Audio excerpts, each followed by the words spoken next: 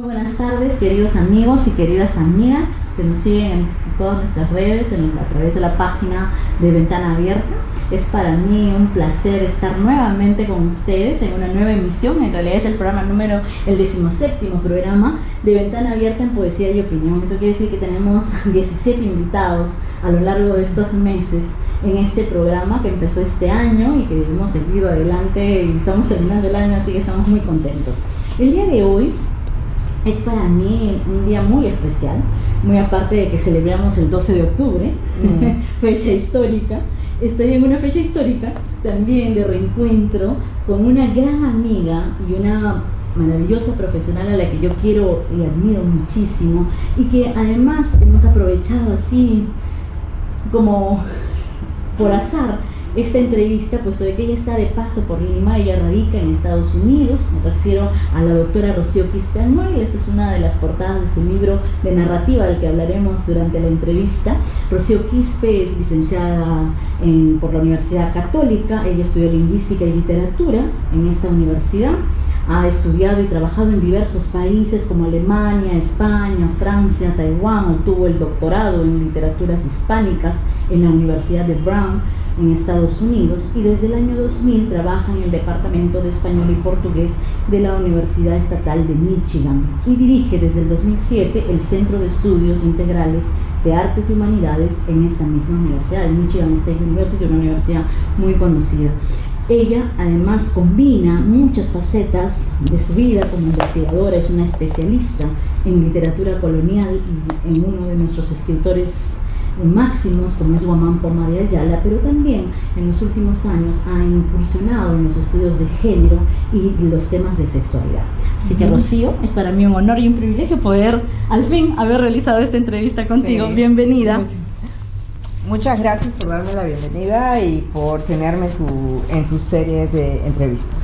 A mí me gustaría que compartieras un poco con el público. Estamos también en unas transmisiones en vivo vía la página de Ventana Abierta y vía la mía, la personal, como Liliana Vázquez, y también con todas las personas que nos ven y que nos siguen a lo largo de este programa, que nos explicaras un poco esa combinación de mundos tuyos, la combinación de la acuciosa investigadora de Guamán Poma de Ayala y de los estudios coloniales, con la creadora, como por ejemplo la creadora en la narrativa, pero también en la poesía. Entonces incursionaba en estos dos géneros, y me gustaría un poco que compartieras con el público cómo se conjugan esos mundos en Rocío Quispe. Ok, muchas gracias. Primero, tú tienes mucha razón, son como dos mundos, dos áreas distintas pero complementarias, ¿no? Una puede verse como una extensión de la otra, pero tú no sabes cuál es la primera y cuál es la última, porque no se puede decidir. Pero quizá el punto que tienen ambas en común, en mi caso, es la enorme pasión que siento por ambas, ¿no? Y yo creo que eso es lo que mueve a la persona, al ser humano, al académico, al creativo, al creador, ¿no?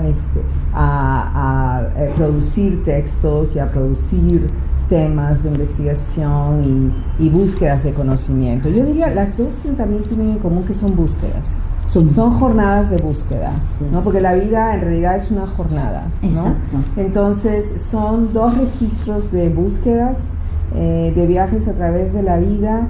Las cosas van cambiando conforme pasa el tiempo, ¿no? Los intereses o las áreas de atención van cambiando en uno u otro caso, y yo disfruto ambas mucho. Ahora bien, debido a una serie de razones pragmáticas, ¿no? Yo soy profesora académica, investigadora de literatura colonial latinoamericana, específicamente temas indígenas, temas de mujer, el mundo andino, ¿ya? Aunque también hago algunas cosas más allá del mundo andino, y temporalmente hablando, yo he llegado en alguna ocasión al siglo XIX e incluso al siglo XX, ¿no? Como ahora que estoy empezando a leer y a reflexionar acerca de la poesía de Gabriela Mistral, Y ahora que tú me has introducido la poesía de Elvira Ordóñez, que la estoy leyendo, es una maravilla. No, es que es una maravilla. Entonces, estamos fascinadas con ella. Estamos fascinadas con ella. Porque es como un redescubrirla siempre, ¿no? Totalmente. Cuando uno la relee, igual que a Gabriela Mistral, me pasa a mí, que yo soy una apasionada de la poesía de Gabriela Mistral, y cada vez que la releo, a lo mismo me pasa con Elvira, siento como que me dice algo nuevo siempre. Sí. ¿No? Sí. Entonces y además tiene una belleza de escritura. Sí, es un cuidado con la palabra, una pulcritud con los términos. Es inefable, es realmente inefable. Entonces yo creo que va por un lado y por el otro lado está la fase creadora, ¿no? Y yo escribo o yo he jugado con la escritura creativa desde que tenía 20 años y era estudiante universitario aquí en el Perú. Y por mucho tiempo he escrito y sigo escribiendo cuentos, ¿no? Para ser honesta, es la actividad a la que le dedico menos tiempo por razones pragmáticas, ¿no? De la carrera, ¿no? De la carrera, todo lo que pueden imaginar. Pero yo me siento extraordinariamente bien cuando le dedico tiempo a la escritura creativa, ¿no? Yo siempre digo que escribir creativamente es un acto de amor. Incluso voy más allá, digo que es como hacer el amor, ¿no? Que hay como una fiebre, una efervescencia, llegas al clímax y luego calmas. Es terapéutico. Así es. Es una actividad plena, es una experiencia plena cuando lo haces bien. Y bueno, yo trabajado y trabajo cuentos. Solamente he publicado este libro del 2008. Exacto, ese es pero también escribes poesía. Sí, y con la poesía he empezado a jugar, a experimentar. El juego con la poesía. Este año. Ese amor por la poesía, ¿cómo empezó? Bueno, lo que sucede es, yo siempre me decía cuando desde los 20 años, ¿no? De que yo soy lectora de poesía, consumo la poesía, la disfruto, pero me parecía extremadamente difícil. Yo no tengo madera para eso, ¿no? Y lo que ha sucedido es que ha ido pasando el tiempo, ¿no? Y claro, tú adquieres una práctica, una destreza con la escritura, ¿no? Por un lado la escritura académica, investigación, y también una práctica, una destreza en tu forma de reflexionar acerca del mundo. Obviamente tengo mucho más lecturas ahora que tenía hace años, ¿no? Cuando era estudiante, y todo eso te hace crecer y madurar, observas el mundo, te alimentas de una serie de experiencias, y entonces lo que sucedió es que yo empecé a observar en Twitter. Yo no tengo medios sociales, vamos a empezar por ahí. Yo no tengo medios sociales, pero empecé a observar a colegas míos en Estados Unidos que son latinoamericanos o que son hispanoamericanos en el sentido literal del término, ¿no? Que son académicos, pero que también son creadores y que son poetas. Y empecé a observar específicamente a uno de ellos, que es un profesor en la Universidad de Delaware, se llama Alexander Selimov, que utiliza Twitter, ¿no? Para dar visibilidad a sus textos poéticos. Él ha publicado 2 libros recientemente, en los 3 últimos años, con la editorial Verbum en España. Uno es Ventanas a otros cuerpos y el otro es Post Factum, ¿no? Entonces yo conocí a Alexander y hace más de un año, y empecé a leer sus tweets. Y ahí me di cuenta de que Twitter se podía usar de una manera, ¿no? Bastante diferente de lo que yo imaginaba de los medios sociales, ¿no?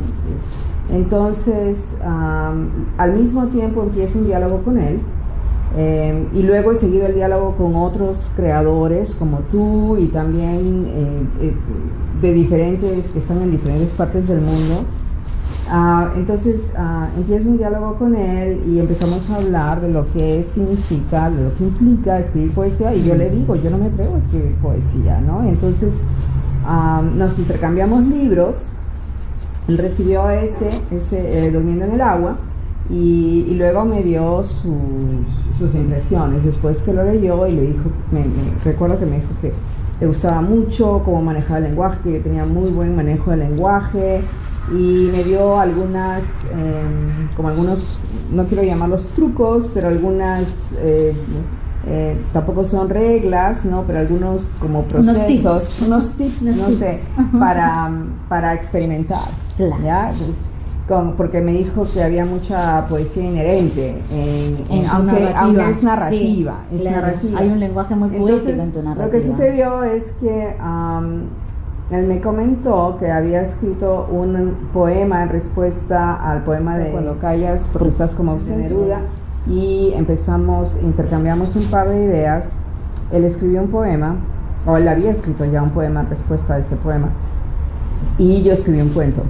¿Ya? Y se lo mandé y luego él cogió la primera parte del cuento y lo puso en formato de poema y me lo mandó y me dijo, me he permitido hacer esto, ¿no? Es como un punto de partida, es como el primer empuje, ¿no? Como que, como que alguien te empuja para que te hacerlo. tires a la piscina, ¿no? Y a partir de ese momento yo se lo agradecí mucho y le hice algunos cambios, arreglos, ediciones y eso por un lado. Al mismo tiempo, este verano empiezo con Twitter, pero con un objetivo muy específico, que es hablar de arte, creatividad, literatura y los temas de la investigación que me interesan y las causas que me interesan, como los derechos de las minorías y los derechos de la mujer, la igualdad en el trabajo, este tipo de cosas. Y entonces en Twitter tienes la posibilidad de unirte a comunidades de artistas, comunidades de poetas, ¿no? Y eso es lo que empecé a hacer. Claro. En realidad creo que las redes sociales nos sirven de mucho, ¿no? Sí, interesantemente interactúo con 2 comunidades de poetas que escriben en inglés, ¿ya? Pero que son muy abiertos y bueno, Twitter tiene la maravilla que tú puedes escribir un idioma y se puede traducir se puede traducir al otro, sí. Y bueno, ahora estoy jugando probando con la poesía. Probando, me gusta mucho. Después de esta experiencia que te he contado, he conversado con otros colegas que también son poetas, ¿no? O he conversado también, intercambiado algunas ideas contigo. Y entonces, claro, mis amigos y colegas me animan de que Rocío prepara algo suficientemente contundente, ¿no? Para un libro, claro. Y yo digo, yo todavía no estoy allí. Yo escribo por placer, porque me da un gran placer, como investigo por placer, y me encanta lo que hago. Le agradezco mucho a Dios que realmente tengo mucha suerte de poder hacer lo que me gusta. Exactamente, yo creo que tú disfrutas la literatura, estudiaste literatura, la disfrutas y has podido tranquilamente desarrollar un campo en la investigación. Hablemos un poco de las investigaciones, un poco de tu tema de especialidad, Huamán Poma de Ayala, ¿no? Y cómo los estudios coloniales se ven desde la perspectiva de hoy, de este siglo XXI en el que estamos viviendo. ¿Qué ha pasado con los estudios coloniales? Sí, los estudios coloniales surgen como en disciplina más o menos independiente, yo diría que en los años 70, y quiero decir disciplina ligada al análisis de textos, al análisis de discursos, porque antes el corpus de los textos coloniales era principalmente estudiado por la historia, ¿no? Entonces, en el caso del Perú y en el caso de Huamán Poma de Ayala, tenemos especialistas que vienen de literatura, como Rulina Adorno, Mercedes López Baralt, que deciden abordar la crónica de Huamán, no como un texto histórico en el que estás buscando la verdad histórica, que es una representación, una versión de las cosas, sino como un conjunto de prácticas retóricas, ¿no? Y entonces ellas plantean eso y preparan el terreno. El camino, ¿no? Preparan el terreno del camino para que otras investigaciones sigan. Esto sucede en los años 70, en la década de los 70.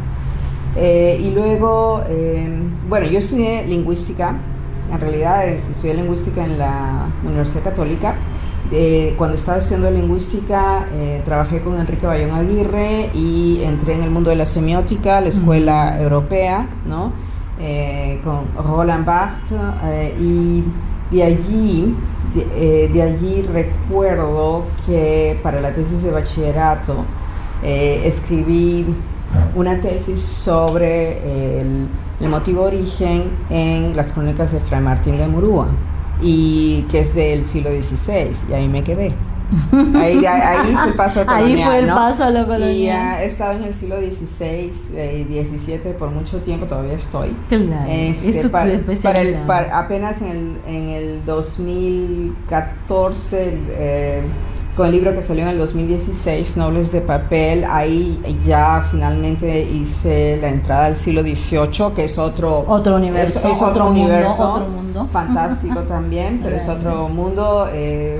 Tuve que ponerme a estudiar el siglo XVIII, como yo me sentía otra vez como estudiante de posgrado, ¿no? Estudiando el siglo XVIII. Redescubriendo el siglo XVIII. Sí, exactamente. Entonces, bueno, volviendo a lo de Guamán, recuerdo que cuando le planteé el tema de tesis a mi director en Brown, que fue Julio Ortega, él me dijo, ok, ¿qué puedes decir que es diferente de todo lo que ya se ha dicho? Entonces yo propuse estudiar la obsesión de Felipe Guamán Pumayala con la escritura alfabética y a todo nivel, ¿no? Y también la combinación que él hace con modos andinos de expresión, ¿no? Y de eso trata, de eso trabajé en la tesis, y de eso trata el primer libro que publiqué, que es La fe andina en la escritura, que lo publiqué en 2006 con la Universidad de San Marcos.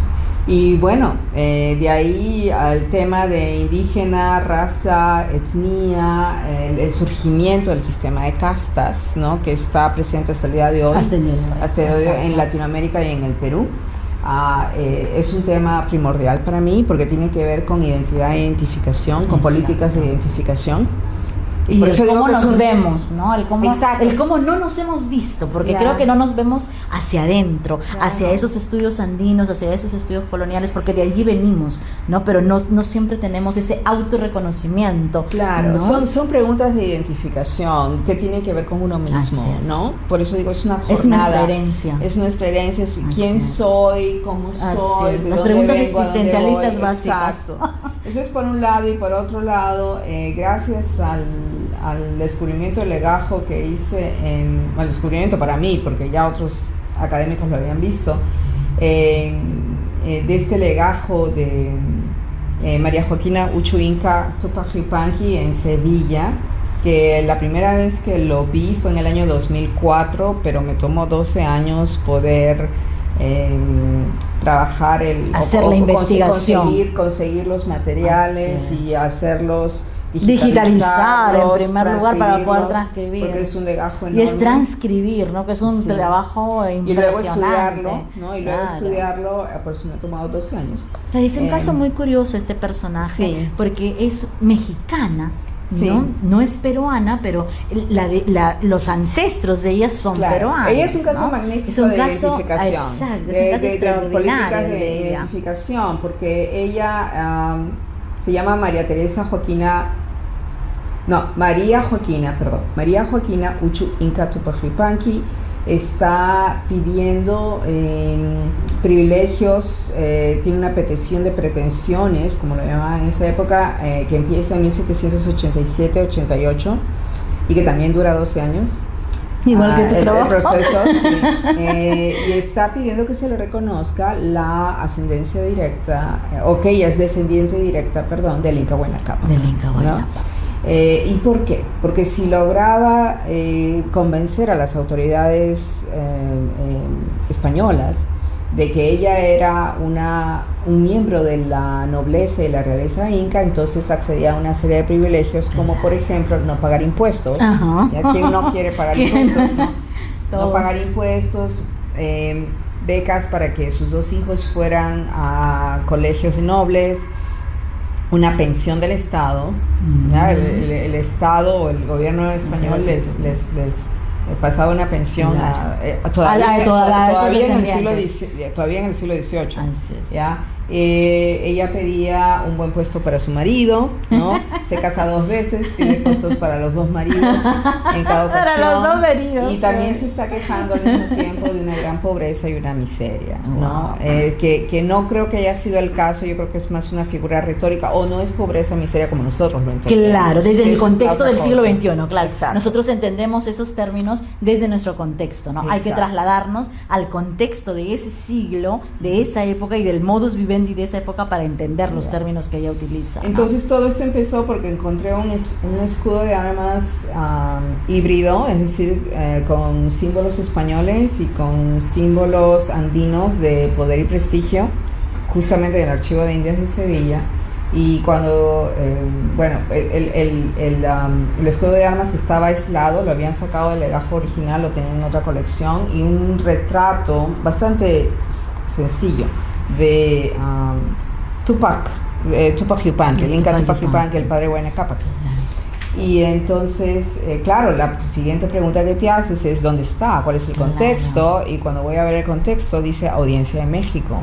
Y yo, la pregunta que todos nos hacemos, ¿qué hacía una mujer con esos apellidos reclamando lo que reclamaba en México? Entonces ahí empieza la aventura de la investigación, como digo, y al final, después de mucho trabajo, me doy cuenta que el legajo es tan grande, tiene 800 páginas, porque son copias o incluye copias de los procesos de las generaciones anteriores a ella. Hay copias de documentos que van desde 1544 hasta 1801, y gracias al legajo pude reconstruir la genealogía de esta parte de la familia. Son 10 generaciones, así que es la historia de 10 generaciones de los Uchu Inca, que originalmente son de Lambayeque.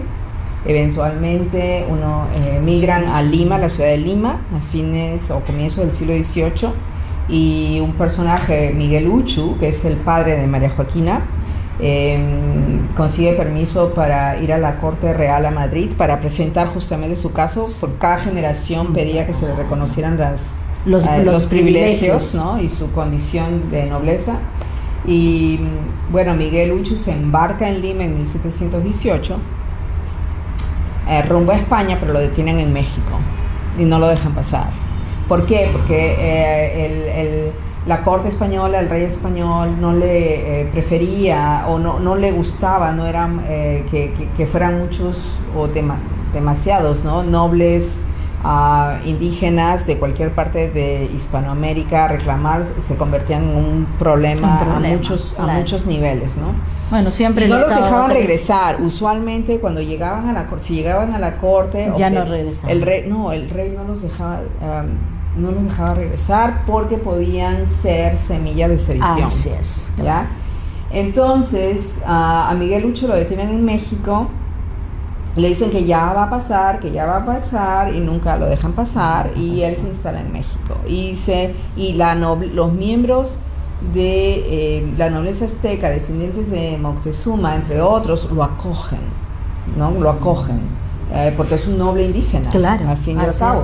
Y bueno, se casa y tiene 3 hijos, entre ellos María Joaquina, así que eso explica cómo María Joaquina es mexicana y no peruana. Exacto, con esos apellidos. Con esos nombres, sí. Con esos apellidos. Ahí es lindo volver, ¿no? A los estudios coloniales, que al final hablábamos nosotros un poco de qué ha pasado con el tema de las mujeres, de la escritura escrita por mujeres, de los estudios de género, ¿no? Hoy en día que vemos a nuestro país en el cual la violencia contra la mujer está como a flor de piel, ¿no? ¿Qué tanto hemos avanzado en estos estudios de género desde el siglo XVI al siglo XXI? Porque tenemos tantos casos de escritoras que tienen que disimular y que tienen que escribir con nombres de hombres, que no se dejan publicar. Sor Juana va a ser el caso excepcional, más bien, ¿no? Dentro de la colonia mexicana. Y aún Sor Juana va a tener muchos problemas. Le van a quemar la biblioteca, la van a dejar despojada de lo único que para ella es valioso en ese momento, y lo único que tiene, que son sus libros, su biblioteca, el acceso al conocimiento y al poder escribir, ¿no? Entonces, cómo esta figura, ¿no? de Sor Juana, por ejemplo, por nombrar una de ellas, se sigue repitiendo a lo largo de todos los siglos hasta el siglo XXI. O sea, ¿qué tanto hemos avanzado o nos hemos detenido? ¿Qué ha pasado? ¿Qué hemos hecho? Bueno, definitivamente ha habido avances, ¿no? Sobre todo en los siglos XX y XXI, ¿no? Claro. Definitivamente ha habido avances comparado con lo que pasaba antes en el 16, claro. Sí, y antes del siglo XX, en el siglo XIX. Ha habido avances, pero la mentalidad acerca de la escritura de mujeres y el canon, exacto, eso el no canon, que ya es otro tema termina también, de cambiar, sobre todo en nuestro país, en Perú. Y lo que sucede es que justamente el trabajo con este personaje, María Joaquina Ucho Inca, claro, una cosa te lleva a la otra, y los proyectos que tengo ahora es, desde hace como 10 años que estoy recogiendo información para estudiar mujeres de la época colonial que producen textos, que no necesariamente son autoras canónicas de literatura canónica, y que no necesariamente escriben literatura, que no están en ninguna parte, que se encuentran en el archivo, y por eso digo que están mudas, están invisibles, silenciadas, pero que hay un gran despliegue de poder, ¿no? Hay un gran despliegue de poder que se manifiesta en los textos que producen. Yo digo producen porque no siempre los escriben de propia mano, pero los dictan, ¿ya? Ellas tienen hasta cierto punto el control de su escritura. No todas hacían eso. Claro, no todas tienen el mismo nivel de instrucción. Es un trabajo muy paciente que hay que hacer, ¿no? Es trabajar en el archivo o en los archivos para poder descubrir, encontrar estas voces y aprenderlas a escuchar, porque a través de todas las mediaciones que no es fácil, así que eso es un proyecto a largo plazo que me gusta muchísimo, y que yo mi sueño es poder contribuir justamente al discurso, a los discursos sobre las escrituras de las mujeres en general, y sobre todo en el Perú, porque de que la sabía. Lo que pasa es que las mujeres han escrito desde siempre. Lo que pasa es que no forman parte de la historia oficial y no son parte del canon ni de la literatura oficial. Así es. Y eso sigue sucediendo aún hoy, en el siglo XXI, sí, ¿no? aún hoy, y es una lástima, pero el cambio tecnológico va más rápido que el cambio ideológico, así que sí, la tecnología nos ganó. Sí, así que es algo que yo no me acepto a que no haya no me resigno a que no haya cambio. Exacto, yo creo que uno tiene que cambiar desde esa perspectiva, ¿no? O sea, de lo que puede ser significativo a través de encontrar el camino para que todas estas escritoras que están silenciadas a lo largo de los siglos, como dices tú, en la colonia, pero también van a haber muchas escritoras del siglo XX que han sido pasadas a eso, al silencio, ¿no? Catalina Recabarren, por ejemplo, no tenemos estudios críticos de Catalina Recabarren, no tenemos estudios críticos, por ejemplo, de Teresa Guedes, no tenemos estudios de Elvira Ordóñez, por ejemplo, ¿no? Que es la única mujer de la generación del 50, y así, si vamos atravesando los años en el siglo XX, nos vamos a dar cuenta que en el 20 y en el 21 también van a haber un grupo de escritoras que están totalmente silenciadas porque las obras no se difundieron, no publicaron en el Perú, cayeron en esa desidia, no hay. Y yo tengo una pregunta para ti, Eliana, porque tú eres la especialista en Elvira Ordóñez. Si es una poeta, he leído algunos de los poemas que me compartiste, es realmente una poeta extraordinaria, no le debe nada a nadie. Así es, ¿ya? Exactamente. Pero otra vez, muda e invisible, no se conoce. Tú dices que ella forma parte de la generación del 50. Así es. Y entonces, a partir de lo que tú has trabajado hasta este punto, ¿por qué no se conoce? ¿Qué pasa? No se difunden los libros. ¿Pero por qué pasa Porque eso? Son de ediciones muy limitadas, ediciones, por ejemplo, de 300 ejemplares, de 200 ejemplares. Ella, además, es una gestora cultural. Va a estar en el círculo, digamos, de Tauro del Pino, de Tamayo, ¿no? Va a formar parte de ese círculo. Sin embargo, es muy poco lo que ellos aportan. La enciclopedia, por ejemplo, de Tauro del Pino apenas si la nombra.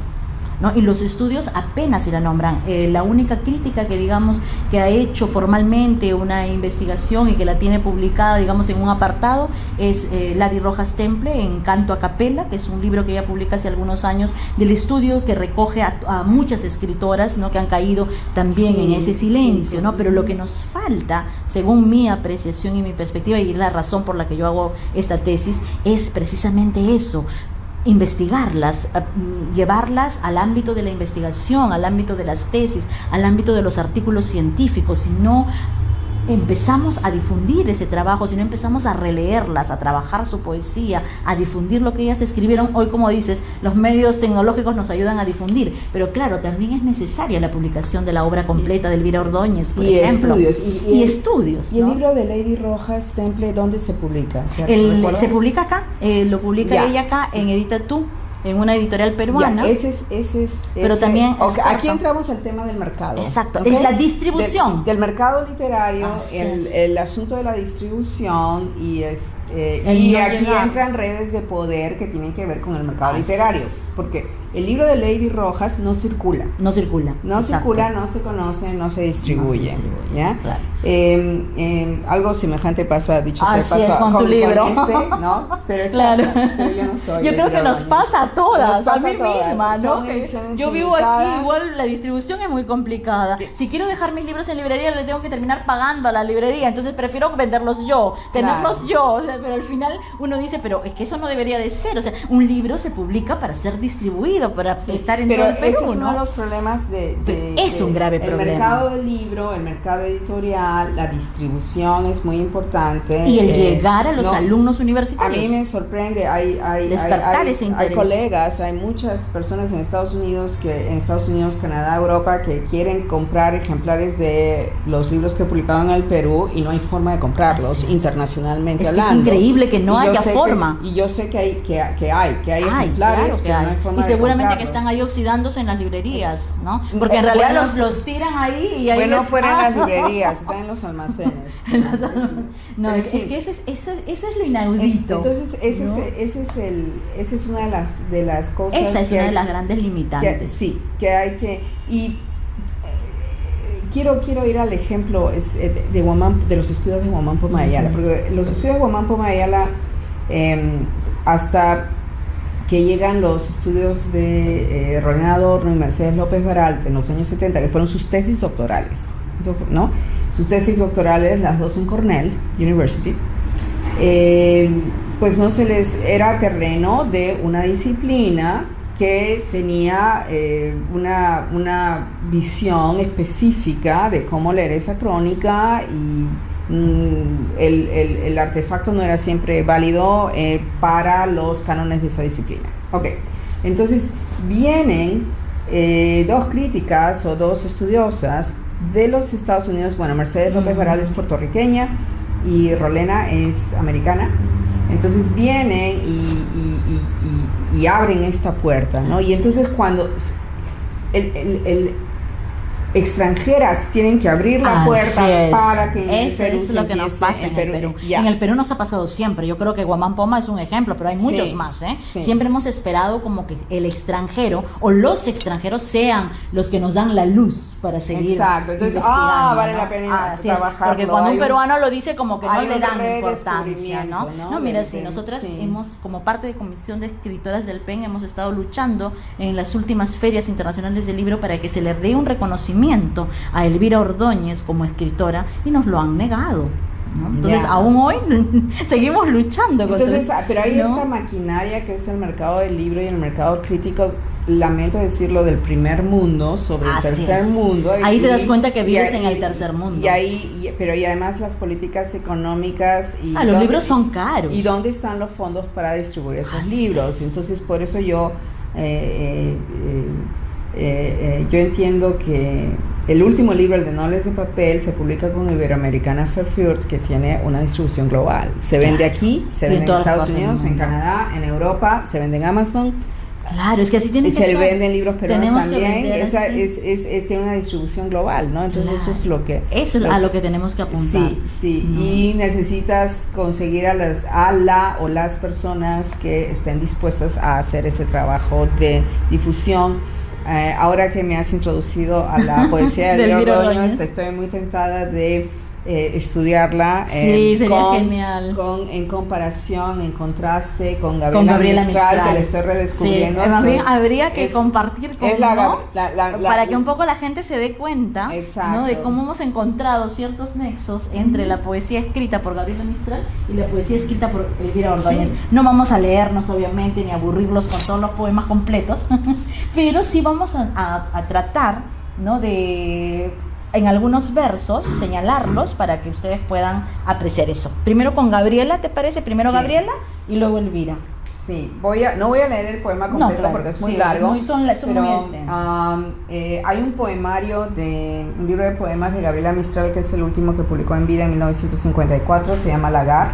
Y parte de Lagar hay una sección que se llama Las locas mujeres, del cual además se ha hecho un documental. Bueno, yo tenía también, estereotipadamente hablando, una idea de Gabriela Mistral como la mujer sufrida, romántica, que sufre por amor porque ha perdido el amor de su vida cuando era muy jovencita, la maestra rural, la madre abnegada, aunque oficialmente nunca tuvo hijos, ¿no?, la madre de Chile, de la América Latina, etc. Tenía esa idea de Gabriela Mistral, ¿no?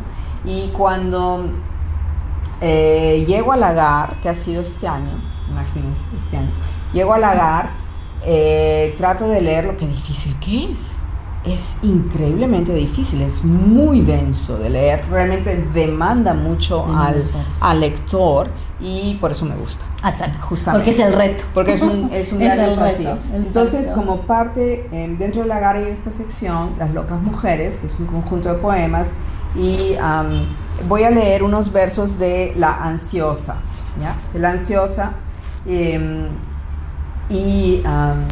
voy a leer los versos de las 3 últimas estrofas y luego te paso la palabra para que le des voz a Elvira Ordóñez. ¿Cómo no ha de llegar, si me lo traen, los elementos a los que fui dada? El agua me lo alumbra en los hondones, el fuego me lo urge en el poniente, y el viento norte aguija sus costados.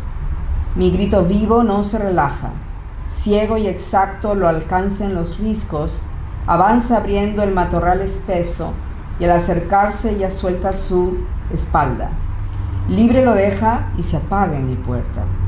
Y ya no hay voz cuando cae a mis brazos, porque toda ella quedó consumida, y este silencio es más fuerte que el grito, si así nos deja con los rostros blancos. Bien. Voy a dar lectura a algunos versos del libro de Elvira Ordóñez, Cuando las sombras hablan, publicado en Buenos Aires en 1956. Y voy a elegir algunos versos que van en concordancia a estos versos que Rocío ha elegido de Gabriela Mistral, para que un poco veamos, ¿no?, cómo los sentires siempre van a estar hilvanados, siempre hay coincidencias, ¿no? Es como que el tiempo hiciera, ¿no?, su trabajo, y que siempre hay coincidencias, ¿no?, en los discursos poéticos de todos los tiempos, ¿no? Los seres huyen de la muerte y de la vida, huyen hacia el destino ajeno, hacia el corazón ajeno, sin comprender que van de la tierra a la tierra.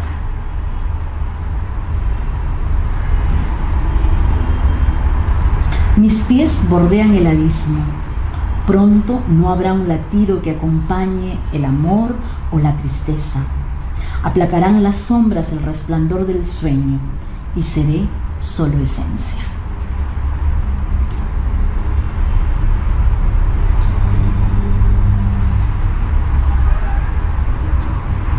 Aquí estamos, Señor, ante la luz y ante la sombra, siempre ante nuestro dolor, nacido y madurado a cada instante, sembrando el universo con nuestra herencia de tierra merecida. Aquí estamos, amontonando sombras en el tiempo, mientras tu rojo llanto nos alcanza. Elvira Ordóñez. Es magnífica. Es genial. Es ¿no? magnífica. Sus versos. Y he tenido que venir aquí y verte aquí para saber de Elvira Ordóñez. Pero es que Ya. eso es lo que nos pasa, ¿no? Yo creo que tenemos que hacer, ¿no? Que los estudiantes de las universidades de literatura, educación, empiezan a buscar estos temas como temas de investigación, que se puedan hacer artículos, que se puedan hacer tesis. Pero claro, si a los estudiantes no les damos los libros, no les damos los insumos, Sí, los no le estudiantes picamos no el saben bichito, que- si no saben que estas no saben escritoras que estas existen, existen. ¿cómo van a poder establecer este tipo de estudios, ¿no? Ujú. Vamos a pasar ahora a nuestra parte creativa. A mí me gustaría que dieras lectura, no a todos los cuentos, definitivamente, porque es imposible, pero sí algunos fragmentos de los cuentos que a ti más te gusten, de tu libro, de este libro que se llama Durmiendo en el agua, que es el título que tú le has dado al libro, ¿no? Porque además es el título de un cuento el que está título de un dentro cuento, de sí. de este compendio de cuentos aquí, ¿no? ¿Por qué le pusiste este título al libro? Cuéntanos un poco cómo surge este texto, Bueno, Durmiendo en el agua. este libro está compuesto tiene 8 relatos, ¿ya? Y los editores de la editorial Mundo Ajeno, que me De pidieron... Lima, Perú. De Lima, Perú, Exacto. que me pidieron, conversamos, ¿no? La posibilidad de escribir o de publicar, perdón, un volumen de cuentos. Ellos eligieron, entre los 8 cuentos, hay uno que se titula Durmiendo en el agua. Ujú. Y ellos eligieron ese o sea, no como el fuiste título. tú la que No, le y puso bueno, título.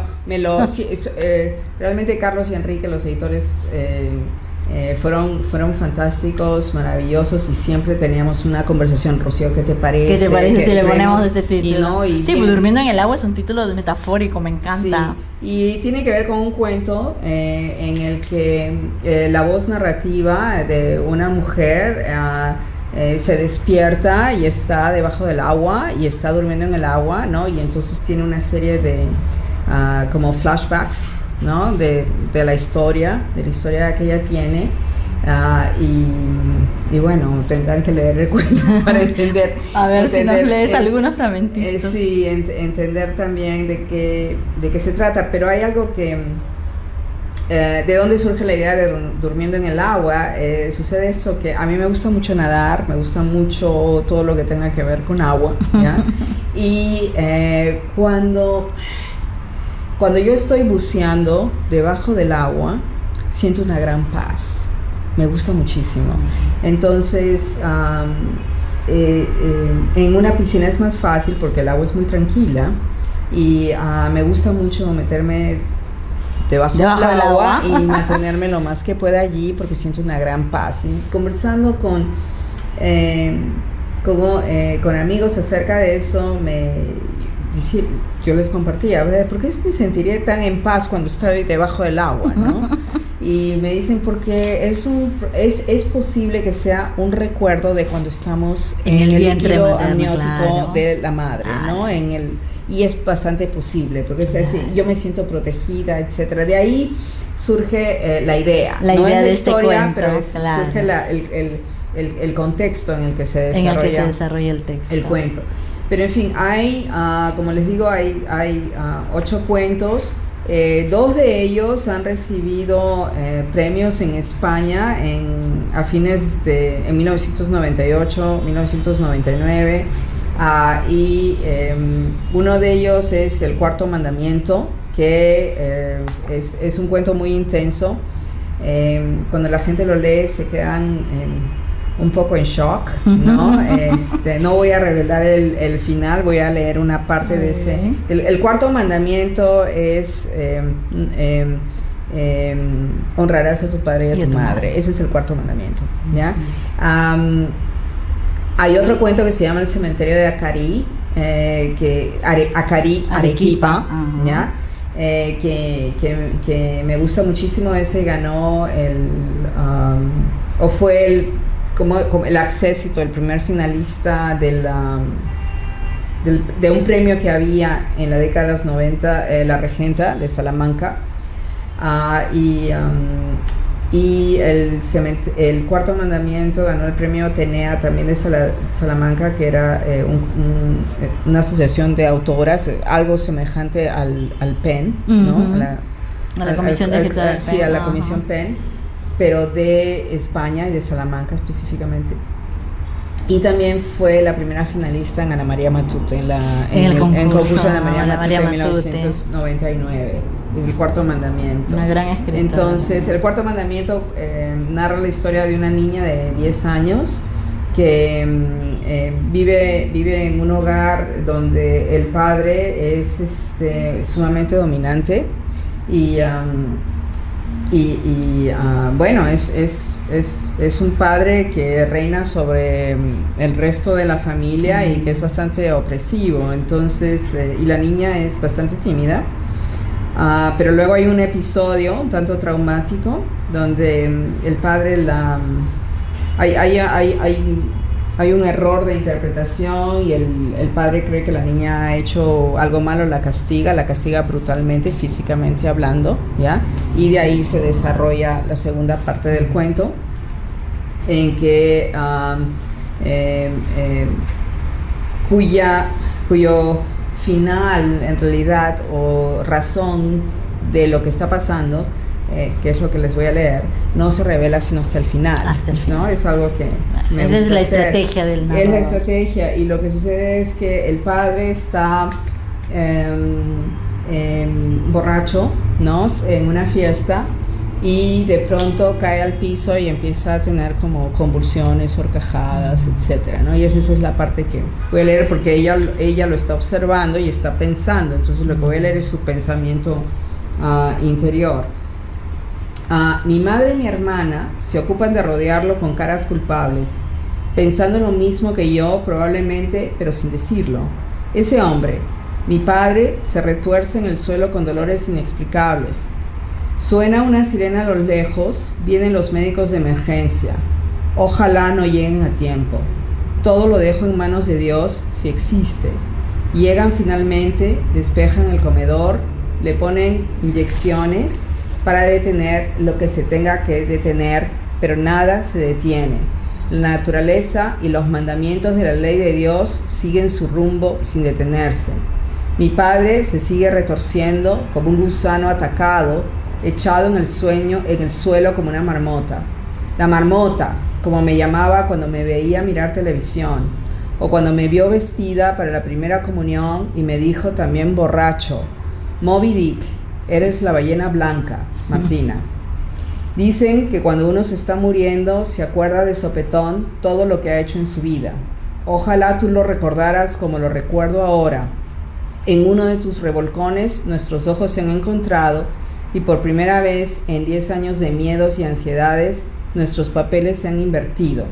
He visto el miedo en tus ojos de cadáver exquisito, y debes haber visto en los míos todo el odio que te tengo. Este odio acumulado y callado desde que me di cuenta de que formabas parte de mi mundo, por error. Estás en mi mundo por error, y te tengo que sacar de aquí. Excelente. Y el cuento continúa, claro. no termina allí, pero claro que bueno. sí. Ay, Rocío, Yes. ha sido maravilloso tenerte esta tarde con Muchas nosotros. gracias. Lo hemos disfrutado, hemos pasado Pero por todos. falta, yo quiero escuchar ¿Tú quieres algunos escuchar de tus algunos versos, por favor. de los Yo poemas? creo que- Pero te tengo el libro. Ya. Y bueno, voy a leer solo uno, Ya. para no... Solo para ti. A ver. Este es desde el otro lado. Voy a leer el poema número 21. ¿Ya? Los momentos no vividos quedaron encerrados en la margen lateral de mis senos. Subo escalón a escalón y me parece tan distante. Es como si el tiempo hubiera detenido el viento en mis cabellos. Nada importa, el presente ha matado el pasado. Yo sigo aquí, envuelta en el muladar de sangre que tengo por herencia no deseada. La ciudad duerme sin nosotros. Ha sido un placer, Muchas gracias. Rocío. Gracias, Ventana Abierta. Gracias a ti Gracias, por regalarnos tu tiempo. Eliana. Yo sé que estás con Gracias. una agenda súper apretada. Estás de paso por Lima, así que espero que tu estancia sea grata Ya. y que sigas disfrutando de todas las bibliotecas que yo sé que te encantan, los Una archivos, maravilla, y los que te archivos. encanta pasarte las horas allí, de verdad. Muchísimas gracias, ha sido un placer conversar contigo, y creo que también para todo el público alimentarnos de toda esta vorágine de estudios y de creación que van en tus mundos que habitan contigo, ¿no es Sí. cierto? Muchas gracias. Y a leer, Nos vemos. a leer. A leer, nos toca leer, tenemos tarea.